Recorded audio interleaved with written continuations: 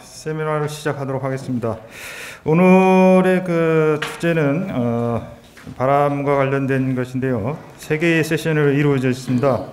첫 번째는 인문 분야로 제주바람과 인문사회, 두 번째는 제주바람과 자연생물, 세 번째는 제주바람과 에너지 이용, 이렇게 구성이 되어 있는데요. 저는 첫 번째 세션 인문 분야의 사회를 맡은 제주대학교 오상학입니다. 반갑습니다. 발표 시간은 이제 각 세션별로 1시간씩 주어졌기 때문에 발표자 한 분당 한 20분 정도로 해주시면 고맙겠습니다. 그러면 첫 번째 발표로 제주학회 이사이신 강몽규 선생님께서 바람의 창호로 본 제주인의 삶과 문화에 대해서 발표를 해주시겠습니다. 방금 소개받은 강몽규입니다. 오늘의 제목이 바람의 창호로 본 제주인의 삶과 문화인데 사진이 괜찮죠? 우리 사진 작가가 한 작품인데 우리 김호진 선생이 아까 한 작품은 이거보다 아무래도 이 전문 작가가 쓴 거기 때문에 더 좋은 것 같아요. 근데 이 사진을 보면서 아주 상징성이 있는 사진이라고 봤습니다. 왜냐하면 아까 편양수와 같은 그런 것이 들어있고 또 이 할머니는 오랜 세월 그런 바람 속에서 맞으면서 이제 등이 굽었지만 그래도 바람을 피하지 않고 앞으로 나가는 이런 모습이 제주인의 정신이라고 할까 삶의 어떤 모습이라고 이런 생각이 들었습니다. 제가 이걸 쓴 것은 무슨 학술적인 이런 논문은 아니고 언론 생활을 하면서 틈틈이 썼던 이런 내용들인데 그래서 하나의 수상록처럼 그런 느낌으로 제가 글을 써보았습니다. 우리가 그런 생각을 많이 해봤습니다. 제주도가 삼다의 섬이라고도 얘기하고 그러는데 환경적 요인으로서 우리 제주섬이 가장 큰 영향을 끼친 것은 무엇이었을까? 종종 그런 생각을 해보았습니다. 그런 속에서 저는 바람이 누워있는 돌들을 다 일으켜 세우고 또 우리 삶 속에 가장 많은 곳에서 영향을 끼친 것이 바람이 아닐까. 그래서 바람에 관한 글을 한번 써봐야겠다고 이런 생각들을 했습니다. 사실 우리가 제주도를 요즘은 돌바람 여자라고 삼다를 그렇게 지칭하지만은 조선시대에는 풍제, 수제, 한제가 많은 삼제의 섬 또는 그게 삼다의 섬이었다고 볼 수도 있을 것 같습니다. 제가 한 10몇 년 전에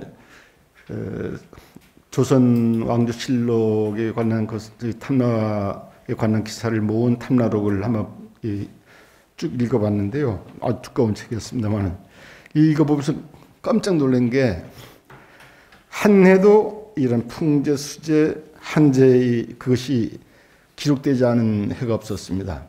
그래서 이 삼제가 제주도민들에게 어마어마한 고통을 안겨준 이 요인이었다고 생각하는데 그 속에서도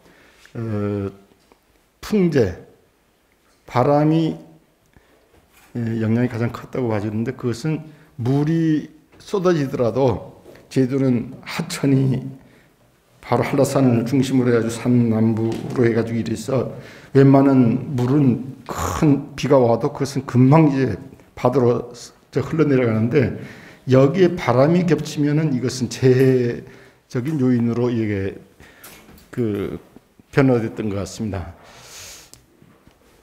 그래서 풍자 수제는 동전이 양면과 같은 존재지만은 굳이 재해에 끼치는 파급력을 본다면은 바람이 훨씬 위력적이라고 볼 수가 있습니다.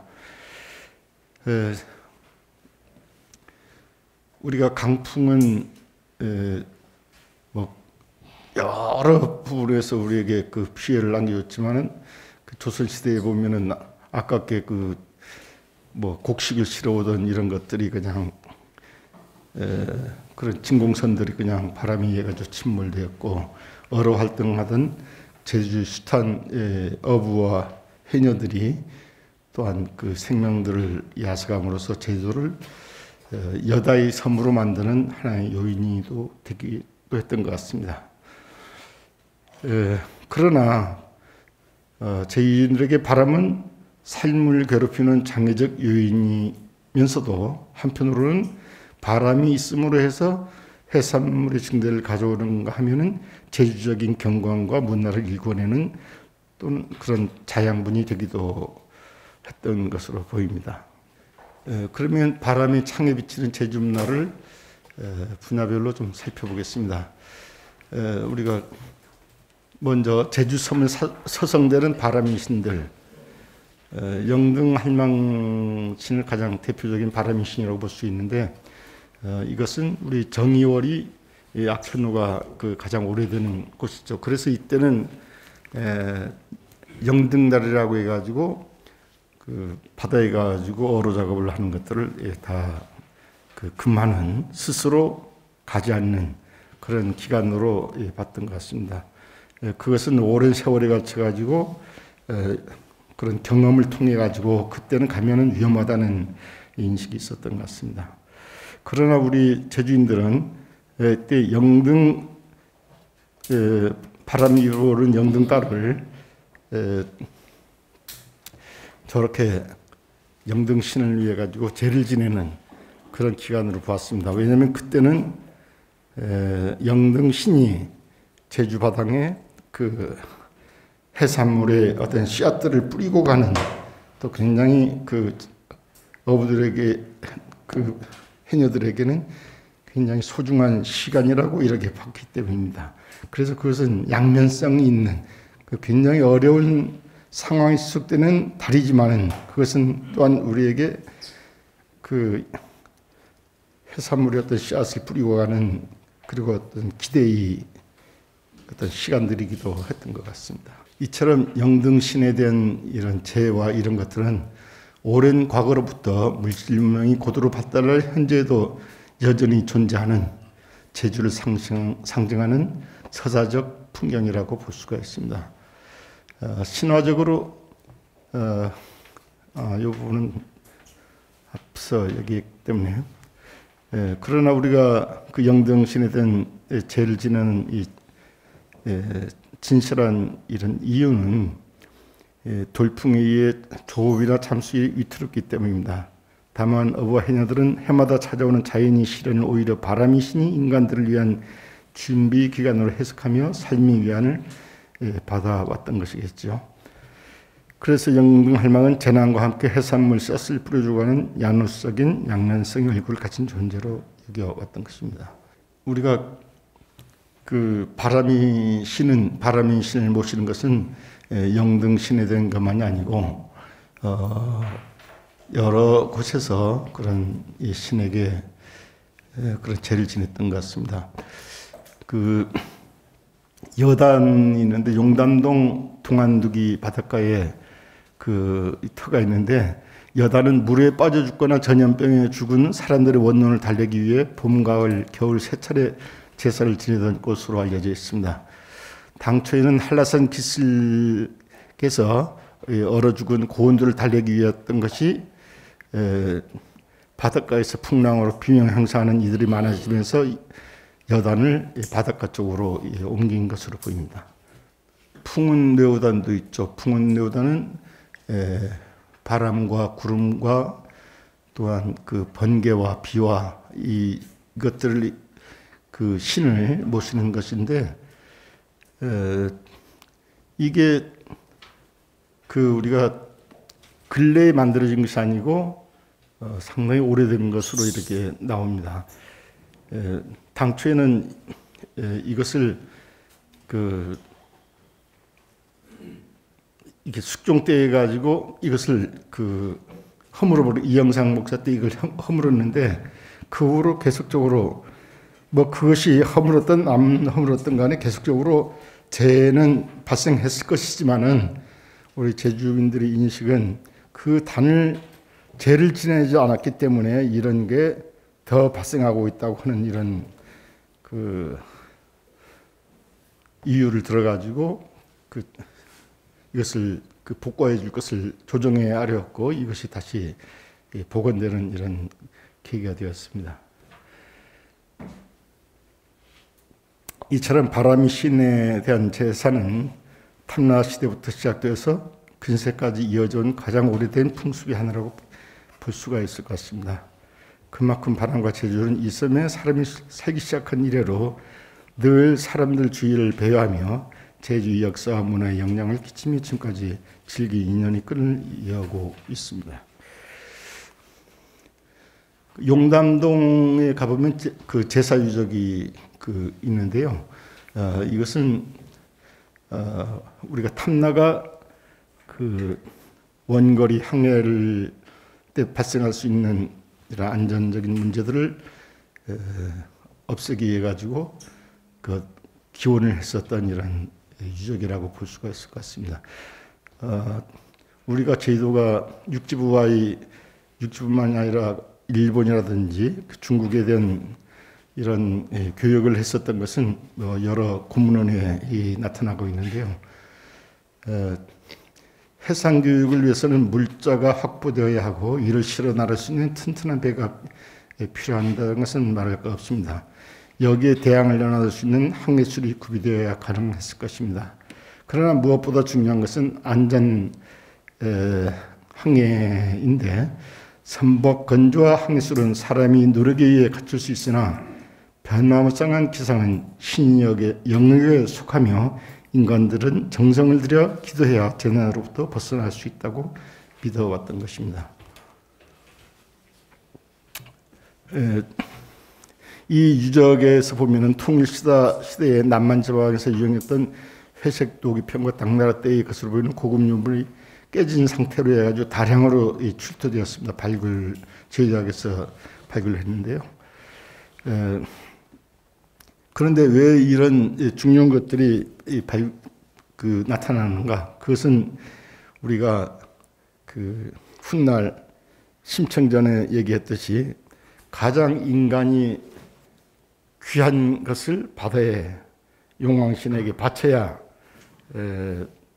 그것을 어떤 재난으로부터 막을 수 있다는 이런 것이 나타나는 건데 여기서도 역시 아주 고급스럽고 한 부분들을 깨트림으로써 신을 위해 가지고 바침으로써 인간들이 액을 피할 수 있었다고 봤던 것이라고 봅니다. 우리가 지금 제주도의 당 같은 데 가보면은 그 그릇들이 다 깨진 상태로 발견됩니다. 그것은 당에서 한 것은 그대로 가져오지 말라고 하는 것이 있죠. 다 그 신에게 바치고 그러니까 이렇게 깨트림으로써 내가 정말 온 정성으로 진실로 당신에게 기원한다는 것을 전달하는 행위였던 것으로 보입니다. 그 외에 해신사가 그 화북에 있는데요. 유교를 숭상하면서 무속을 타파했던 이 시대에도 자연이 몰고 오는 예측할 수 없는 위험 앞에서는 우리가 관리들, 유교를 숭상하고 성리학을 하는 이런 그 관리들도 거기서는 어쩔 수 없이 엎드려 가지고 안전 항해를 기원할 수밖에 없었던 것이죠. 재미있는 게 우리가 추자도의 옛 이름은 원래 후풍도였다고 합니다. 백길을 가다 강풍을 만나면 바람을 피해 머무는 섬이라는 뜻인데 삼별초의 난을 평정하러 그 최영 장군이 올 때 그곳에서 바람을 피해 가지고 며칠 머물렀는데 그때 후풍도라는 이름을 얻었다고 합니다. 그래서 추자도는 원래 바람이 나은 마을이라고도 볼 수가 있을 것 같습니다. 다음은 바람이 만든 제주의 전통 초가에 대해 가지고 좀 살펴보겠습니다. 사실은 그 바람에 대해 가지고 가장 대비를 잘했던 곳이 바로 이 취락이라고 볼 수가 있죠. 거기가 바로 자기들 인간들이 인명을 보존하고 안락을 추구할 수 있는 그런 공간이기 때문에 그랬던 것 같습니다. 그래서 우리 그 제도의 마을은 뭐 지금은 많이 그 풍경들이 달라졌지만 옛날에는 보면 그 아주 길도 좀 마차 하나 정도가 지나갈 정도였고, 그러나 그것은 직선으로 나지 않고 전부 꾸불꾸불 하는 형태로 해가지고 골목들이 이어졌던 것으로 우리는 기억을 합니다. 그것은 바람이 바로 불어오는 것을 막기 위한 거죠. 그 돌담을 쌓음으로써 강하게 불어오는 바람을 순화시키고, 그런 역할을 그런 장치로서 그런 돌담들이 만들어졌던 것으로 보입니다. 그래서 먼저 집으로 들어갈 때 그 긴 올레가 있는데, 올레로부터 시작해가지고 쭉 담이 계속 이어지고, 또 올레에서는 바로 집을 바로 직선으로 볼 수 없고 이렇게 구부려가지고 볼 수가 있었는데, 그것을 들어오면 다시 경내를 다시 돌담으로 영역을 또 몇 개로 좀 나눴습니다. 그대로 우리가 툭 하면 그것이 싹 돌담을 없애가지고 넓게 마당을 쓰고 이렇게 하면 더 좋았을 건데, 그럼에도 불구하고 그것을 돌담으로 영역을 나눈 것은 그만큼 바람을 막기 위한 대단한 고심의 어떤 흔적들이라고 볼 수도 있을 것 같습니다. 벌써? 시작하자마자 시간 없던 해버리면 안 되는데.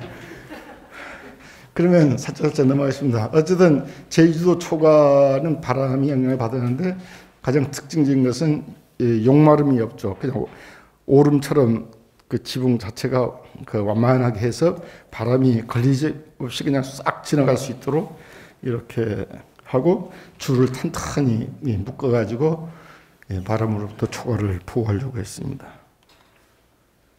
제주 초가에는 굴뚝이 없습니다.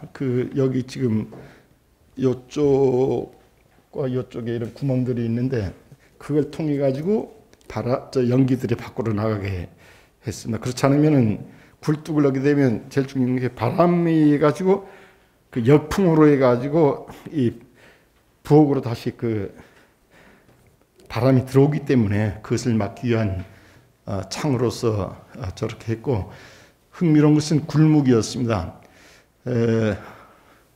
굴묵연기 역시 그 굴뚝을 없이 했는데, 이 마룻바닥으로 굴묵연기가 싹 퍼지게 했습니다. 그렇게 해서 저희들이 어릴 때 보면은 굴묵을 짓는다고 하는데, 굴묵 지을 때는 온 연기가 집안에 가득 퍼졌습니다. 그런데 그게 당초에부터 그것을 노린 건 아니지만 바람을 피해 가지고 그렇게 했는데, 중요한 것은 겨울을 나는 해충을, 초가에서 해충을 구제하는 훈증 소두기 효과도 거두었던 것으로 보입니다. 우리가 이 영상 충안 김정희 풍토록에 보면은 제주에는 겨울에도 해충들이 벌레들이 죽지 않는다 이렇게 하는데, 그 벌레들이 초가 같은 곳을 의지해 가지고 곳곳에 이렇게 붙어 있을 때 저 훈증 소두기 효과가 상당히 있었던 것으로 보입니다. 그리고 그 나무 제목들에는 우리가 지금 고제라고 하는데, 그 제목도 보면은 전부 까맣게 그을려 있습니다. 그것은 아까 그런 해충을 구제하는 데도 효과적이었지만, 한편으로는 습기가 많은 곳에서 제목들이 오래 버티게 할 수 있는 굉장히 중요한 요소였던 것 같습니다. 그래서 그 부분은 우리 제주인들이 태풍 바람을 막기 위한 장치로서 그런 굴뚝 없는 굴묵을 이렇게 한 거지만은 아주 중요한 그 망의 효과까지 거둔 것이 아닌가 이런 생각을 합니다. 바람이 갖고 제주식 정원에 돼 가지고 이 제주식 정원은 존재하는가? 사실은 이 부분이 제가 상당히 오랫동안 고민한 건데, 왜 우리는 이 부분에 대 가지고 조명을 하지 않고 있는가? 우리가 제주도 보면은 아주 못 살고 험하게 살아왔었던 선입견이 있어가지고 그런데 무슨 정원이야 이런 생각을 할 수 있지만은 그런 형태들이 많이 나타나거든요. 그래서 이런 부분은 앞으로 학회 같은 분들이 그 좀 관심을 갖고 제주식 정원에 대해 가지고 한번 좀 살펴봤으면 하는 생각이 듭니다.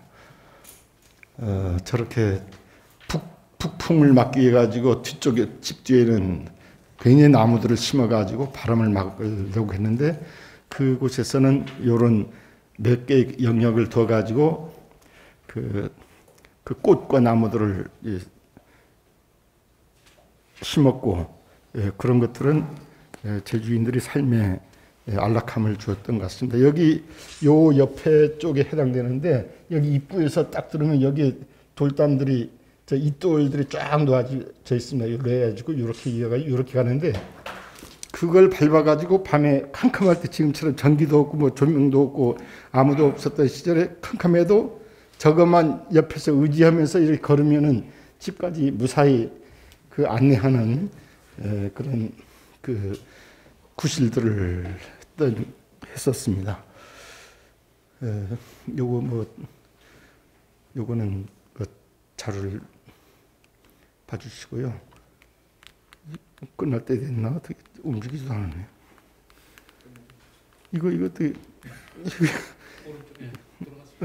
이게 바로 이 돌 같은 건데 비가 오거나 뭐 눈이 올 때 해가지고 하는데 어쨌든 캄캄하면은 마실 나갔다가 들어올 때 굉장히 애먹죠. 캄캄하면은 어디로 가야 될지 모르는데 그때 여기에 이걸 짚으면서 담을 짚으면서 이 길로 해가지고 걸어가면은 아무런 문제 없이 집으로 들어갈 수 있는 역할을 했었습니다. 농경법은 뭐 좀 아실 건데 뭐 밥 올리는 것들이 그 70년대까지만 해도 저가 그 고향이 성읍인데 성읍 쪽에는 한 30마리 40마리 정도를 키우는 집들이 여러 집이 있었습니다. 그것들은 이렇게 많이 키우는 이유는 거기에 좁밭을 벌리기 위해 가지고 그래도 충분히 그 오랫동안 촐 먹이면서 사육하고 했었던 것을 그 노력을 그 상회하는 그런 소출이 있었기 때문에 그걸 키웠던 것으로 보입니다. 독걸름 이게 돼지인데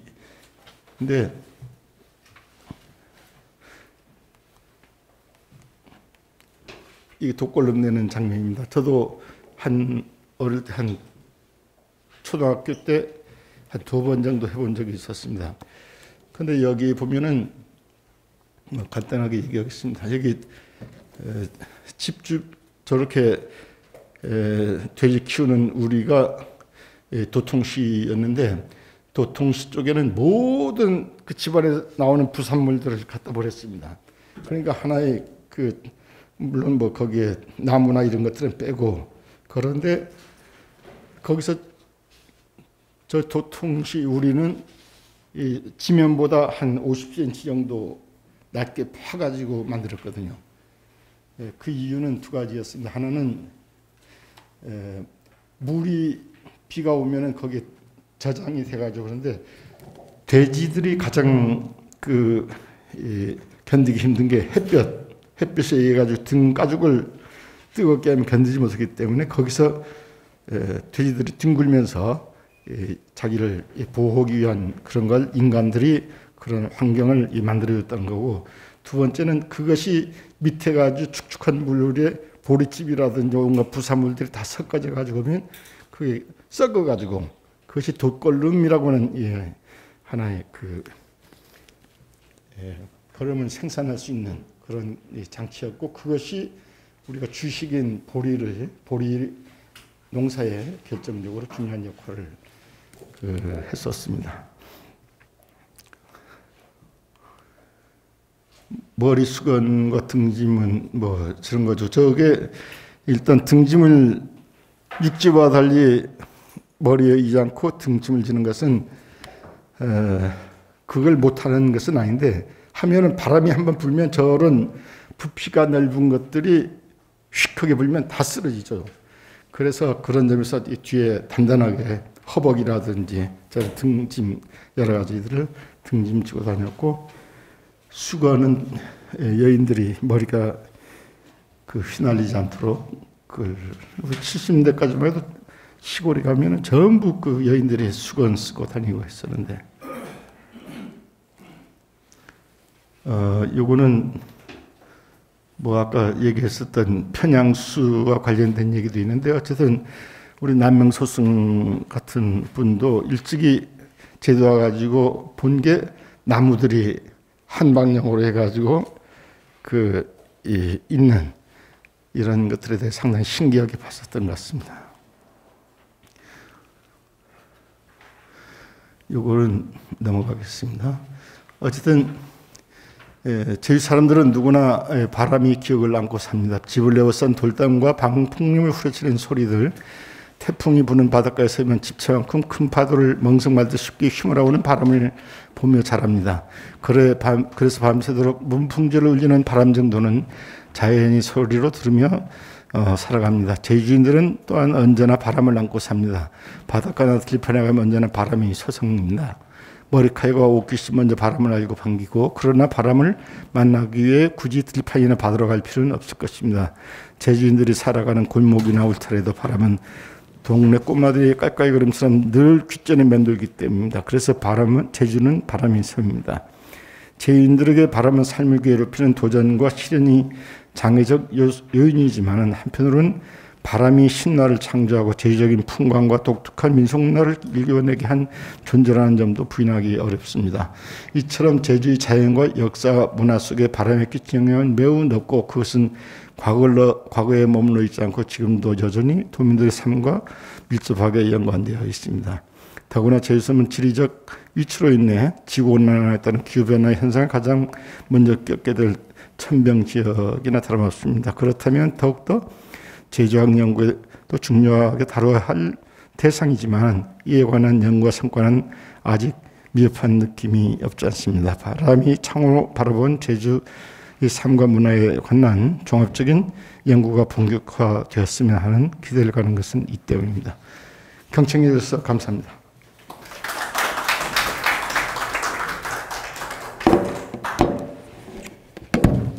네, 발표 감사드립니다. 바람이 나온 제주의 다양한 문화유산들을 소개를 해주셨습니다.